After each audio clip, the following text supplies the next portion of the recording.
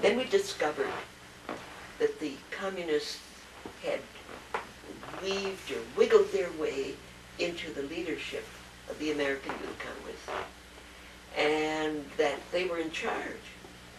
And then it came to a head when our attention was called to a cablegram that they had sent under the name of all the participating organizations, including Junior Hadassah, a cablegram of congratulations to the Russian government, the communist government, for their attack on Finland.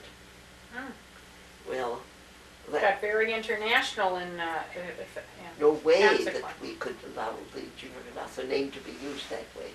And we had an emergency meeting of our board, and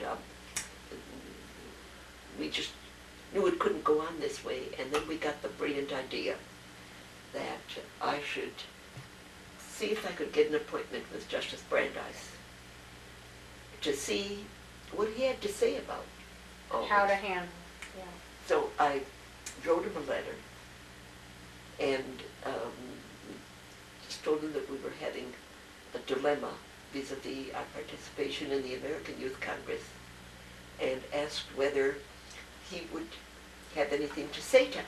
Yeah. And he said, and I have that letter, he said that it wouldn't be appropriate for him to make a statement, but if I chanced to be in Washington at any time, he would be very glad to see me. Whereupon I chanced to go to Washington 2 days later, and had the appointment with him by phone, and I still remember as I was standing in the foyer of the apartment building where they lived, and I was about to press the button, but all of a sudden, little me from Hurley, Wisconsin, what am I doing here pressing the button to go to Justice Brandeis's apartment? And I suddenly got the jitters. I don't know how I found my way up the elevator to go into this place, but I really was thrown by that. I was so awed by how little me doing this big thing. I was doing it also perfunctorily up until that point on the agenda. But somebody handed me, you leave at this time, and you arrive at this time, and you go here. And Mrs. Brandeis met me at the door, ushered me in, and greeted me together with him for a few minutes, and then we sat down, and I asked him how much time he would give if he had for me, and he said, well, let's say an hour, but if we need more, don't worry.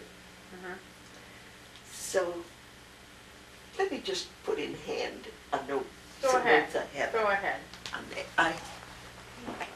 Okay. I found in my file, when I knew you were coming, a folder that I haven't looked at since that time. The folder said, from Nell to Nell. And when I took it out today, I realized that I couldn't possibly remember the details so I'm just going to read to you what I said. I was ushered into his small study, a very simple, unpretentious little room filled with bookcases and shelves packed with books.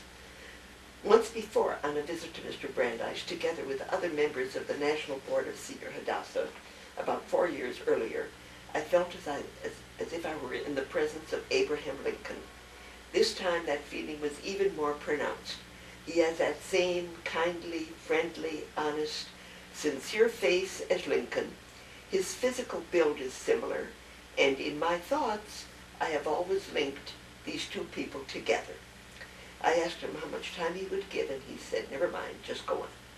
We proceeded to discuss the general Jewish and specifically Zionist youth situation. He has been concerned with the youth situation in America, particularly of late, because from his experience, it seemed to him that Jewish youth is so uninformed, so unknowing. The greatest need of the day is to know, know, know. The more one learns, he continued, the more one realizes how little one knows, and the greater should be the thirst to know more. In order to understand what is happening today, One has to know what happened last week, last year, and many years ago. He kept on repeating that our young Jewish people must study, learn, and search for knowledge. It is increasingly important to do these things today, he kept saying. Then he went on to say that in his opinion, the Hadassah movement has proved to be the most effective, well-organized movement on the Jewish scene today. He said it stands as a hopeful sign of what can be accomplished when there is the will. The accomplishments of Hadassah, he said, ought to serve as an inspiration and a challenge to all organized groups. He thought Junior Hadassah was fortunate that it is under the direct sponsorship of Hadassah. He said he has watched the development of some of the Hadassah women over a period of 25 years, and here he recalled one of the first meetings of the small study group under the leadership of Henrietta Zold, which he attended. He said that same spirit and desire to study, to know, to understand, and to serve, which characterized that first small group, has steadily developed and increased over the 25 years.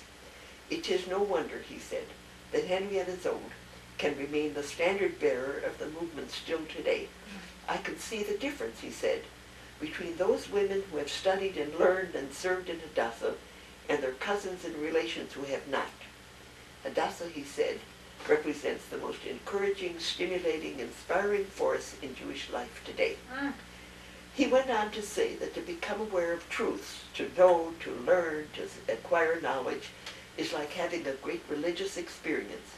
He cautioned and hoped that this would be the supreme task of Junior Hadassah and all Jewish youth today. We ought continuously strive to get our people to learn, to study, to think through, and to know. He really kept emphasizing this over and over. He expressed the hope that we were getting about and speaking our message all over the country and trying to draw people out from complacency to action. He said it was a mistake to concentrate on just the few chosen leaders within a small area. Get all around the country, he said. There are many people who, when stimulated, will respond. Get out to untapped sources. Carry the message everywhere, from one end of the country to the other. Perhaps there will be some disappointment, and perhaps not every experiment or undertaking will prove successful, but we shouldn't be discouraged because some will. And if not immediately, the results will come through later. Just keep on talking and trying, he urged. He was interested to hear our reaction to Mrs. Weitzman's request that Junior Hadassah undertake the Maya Rosenberg School for Underprivileged Yemenite Children as its project. He hoped we could arrange to take it on, for that he felt that this would be answering one of the great needs in the country. Then we came to the subject of our experience with American Youth Congress. When I finished telling him how and why we joined, what happened since we joined, and our proposal to now withdraw, he concurred with our action. No, he said, we cannot work in the same organization with communists, not because we differ on economic issues or political issues, but because they have overthrown morality, they have no principles, no standards. We can have nothing to do with people who have no morality. How can you trust them? We say there is no power stronger than morality. They say there is. They do not accept our standard of morals. He cautioned that we never veer from the principle of morality being the highest authority, and that we be ever watchful and make it a condition to work together only with those who have the same principles and standards of morality that we have. I told him of the formation of the Zionist Youth Council and some of the ideas which Irma Lindheim had brought to us. He was happy that Mrs. Lindheim was spending her time with the youth, and expressed the opinion that she was one of the finest, most energetic, and sincere women in the movement. He wished us success in our program and work, and I expressed my deep appreciation for sharing his wisdom and encouragement. The members of our board eagerly awaited the report of the visit. We were confirmed that we had acted with wisdom in withdrawing from the Congress. We knew we would be bombarded with calls and pressures not to secede. Even Mrs. Roosevelt telephoned us and asked us not to withdraw. Did she talk to you? Yeah. We hoped She understood our position involving the responsibility we had to our 20,000 members once we knew what was happening in the administration of the Congress, and we dared not allow them to speak for us. We felt that a word from Justice Brandeis would be helpful in support of our action. At the direction of the board, I wrote asking if he would be willing to do this. Here is his reply. I got it somewhere in my file, but I don't have it. But what I want to say is that Mrs. Roosevelt was afraid that if we seceded, that then there would be a whole parade of secessions. And sure enough, that was the end of that American Youth Congress. And it sounds very appropriate. She was very unhappy about it. She thought we ought to stay in and fight from within. And we tried to explain to her that if we were there as individuals, we could do that, but that we couldn't do it, as an organization. But what were the circumstances of this exchange with her? You said you first met her when all the leaders... She was the advisor to this group, and she attended all the sessions and the congresses and everything. And when she learned that we were going to secede, she got very upset about it. I have to tell you about one of the meetings that she put together during the time that we were active in the American Youth Congress. She invited 60 young people, the representatives of different sections of the population. I was one of the Jewish representatives, to come to the White House to have dinner with her there, and then the president was to join us afterward for an evening of questions and answers. So there we were. First of all, I wanted to tell you a funny thing that happened. There was a lot of emphasis in this letter of invitation on the confidentiality of that meeting. Imagine my shock and chagrin when a few days later, upon opening the letter from Joe Brynan's office, he was communications of the PR director for the Palestine Pavilion at the World's Fair at the time. And I read the item in his syndicated column that is siphoned to Anglo-Jewish periodicals throughout the country, that Nell Ziff had been invited to a meeting of youth leaders with the president on June 5th. What year? That had to be 40. Here's what happened. In order to take the time out from the office, I had to confide in Mr. Weisskopf, my boss, about the invitation. Apparently, the seriousness of the request for he mentioned it to Joe Brynan. And Joe Brynan didn't realize that it was confidential.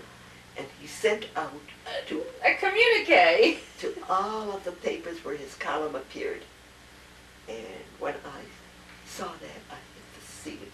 I don't know which feeling was stronger, anger or fear or shame or what. Anyhow, I got him on the line, and I demanded that he at once send a telegram to every one of these papers to say that they must delete. All succeeded excepting 2 or 3, and apparently they never got reported.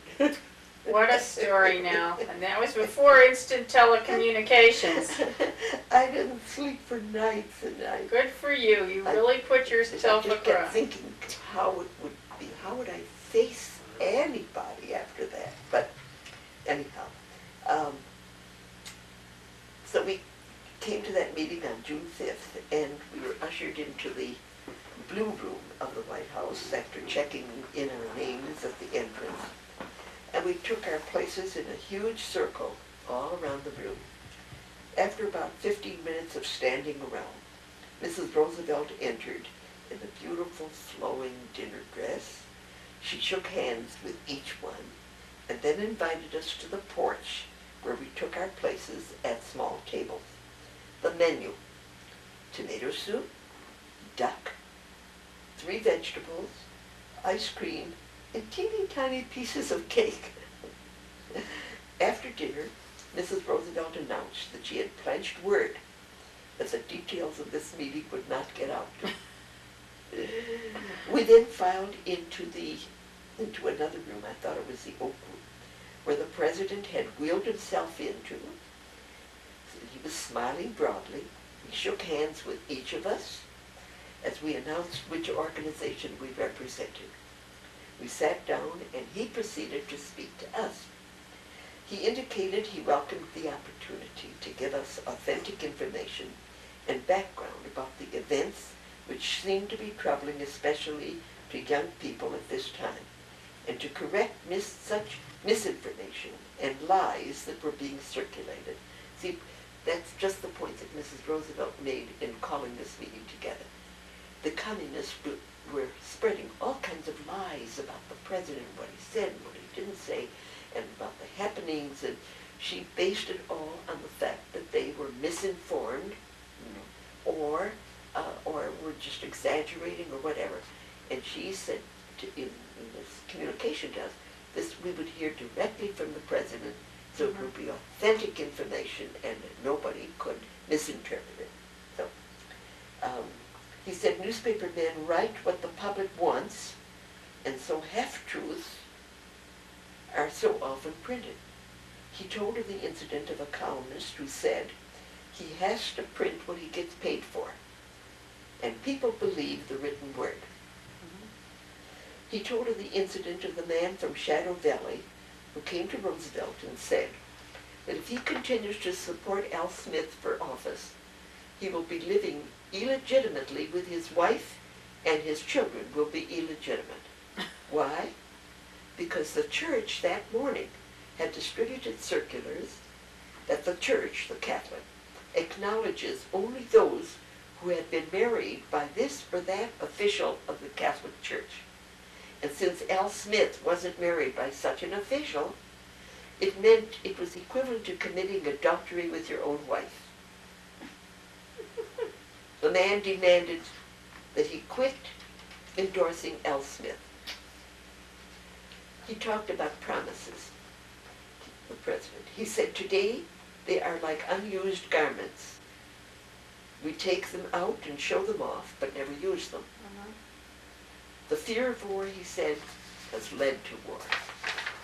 In Spain, fear of war has led to war. In Spain, the Scandinavian countries led in preventing the League or anyone else to intervene because they said it would lead to war. Then came Manchuria, the incident, then Austria, and all the rest. The desire for peace led to war. He kept emphasizing that he has not to that he was not too interested in the past, its goal. How far could we go back, and where would we stop? Current events concern me, he said. In the last analysis, it was a choice between democracy and the 3 other kinds of government: Nazism, fascism, and communism. I don't care to live in a Nazi, communist, or fascist world, he said. If I did, I would go over there. Instead, I prefer to abide by and protect and try to improve my American democracy. He urged all of us to think about it that way, to reject the others and dedicate ourselves to our way and to try to improve it. He talked about each one of the other forms of government and why we should feel lucky we do not have to live under those circumstances. Then the questions began to shoot from the group. We have to remember that it was a time of terrible unrest in the country. It was wartime. Young communists were everywhere, infiltrating organizations and offices. They bored from within. In anger, these young people were asking questions, and others were asking questions out of confusion. The Negro situation received a lot of attention. Questions with charges that the government was doing nothing to change the discrimination that was glaringly unjust. What about the Negro right to vote? Came question after question. The poll tax complication. president said it was a matter of education, and his administration was trying to work on that. The question was asked of Roosevelt, but answered by Harry Hopkins, who was present, let alone that you don't include Negroes on advisory boards, etc. They cannot even get jobs in government and war industries today. What is being done about it, they asked, and what must we Negroes do to have the privilege of to be citizens to which we are entitled? Hopkins' answer was totally unsatisfactory. He said they need to specialize in fields. It is not that a Negro should be represented because he is a Negro, but that the selection must be made in this field as the best man for the job. There was a question about the fur union. He said he didn't believe the statement. I don't remember what that was. There was considerable discussion about the fifth column. The fifth column. Column. Yeah, you have to, I think, mention, yeah. That was causing serious problems. The question, how serious is the fifth column, Mr. President? Don't you think, Mr. President, that you're frightening the people too much? What did you think the president understood by the fifth column there? Oh, that they were working in all areas, Mm-hmm. everywhere, Yeah. everywhere. Yeah, he And knew. he said that they were lurking and they were causing their poison and damage and so forth. The president said there are between 40 or 50 factions that have sprung up since the war. Some were found in war equipment factories. Yeah. He told of the incident about German Jewish refugees who were found to be spies from Germany, for Germany. The reason is that they are ordered by the government officials to produce certain information, otherwise they will suffer. Their grandparents will suffer, and all their relatives.